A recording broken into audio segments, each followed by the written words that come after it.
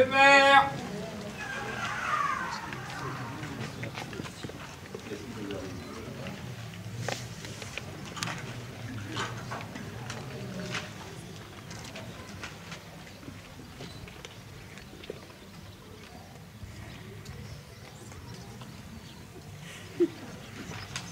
Je vais dire à monsieur le curé de Sol et le tocsin.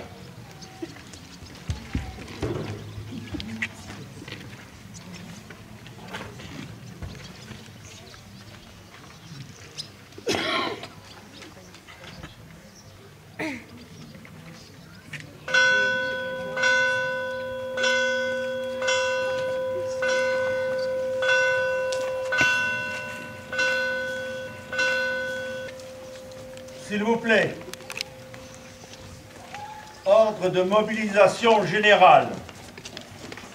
Par décret du président de la République, la mobilisation des armées de terre et de mer est ordonnée, ainsi que la réquisition des animaux, voitures et harnais nécessaires au complément de ces armées. Le premier jour de la mobilisation est le dimanche 2 août 1914. Tout Français soumis aux obligations militaires doit, sous peine d'être puni avec toute la rigueur des lois, obéir aux prescriptions du fascicule de mobilisation.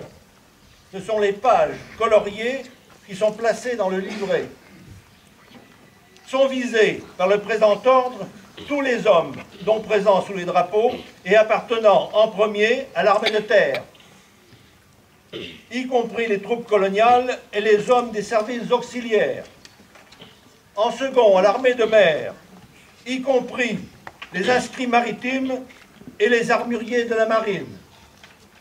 Les autorités civiles et militaires sont responsables de l'exécution du présent décret. Je vous remercie.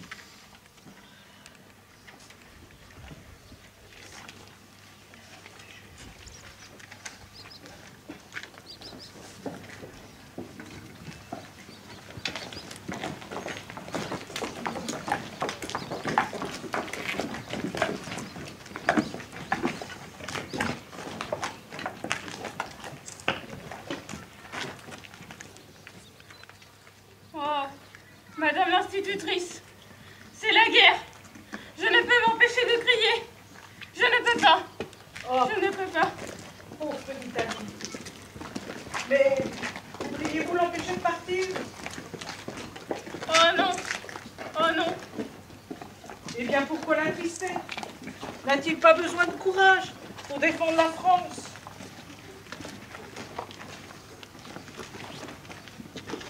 Ma permission se termine plus tôt que prévu. Ce sont ceux qui restent qui sont à plaindre. Va, je sais comment ça se fait. On donne des bons coups, puis, en revenant, on cause, on s'amuse avec les camarades, pendant que vous pleurez. Tiens, voilà ta mère. Ah, maudit Guillaume! Faire tuer notre pauvre monde! Le commerce va s'arrêter! On ne pourra plus vendre notre bétail! Oh! Ah! J'ai 21 cochons! Ah, ce maudit Guillaume! Je voudrais qu'il les ait tous en vente, là! Entre les deux mers! Gare à eux! Nos baïonnettes sont redoutables et les Français à la charge sont effrayants. Et notre canon de 75. Ah si j'y vais, les Allemands, qu'est-ce qu'ils vont prendre? L'Allemagne nous provoque? Eh bien, puisqu'il le faut, on fera son devoir. L'heure de la revanche a sonné, l'Alsace et la Lorraine reviendront à la France.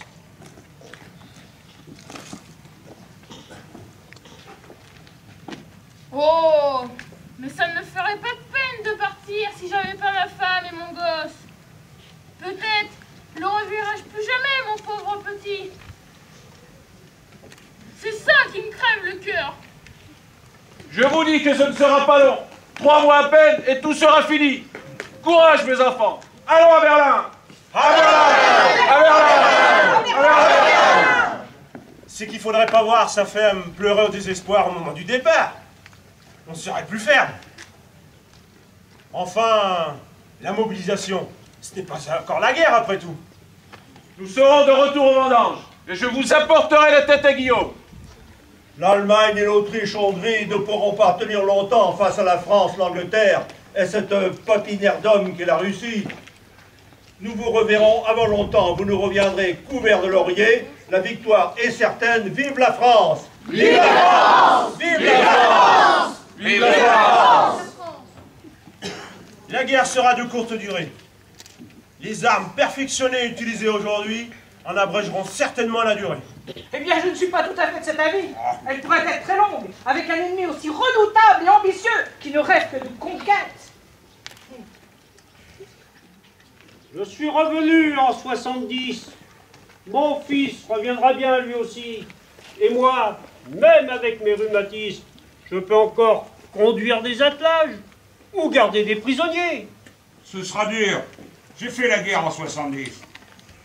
Les Prussiens, je les connais. Ils sont fourbes et rusés.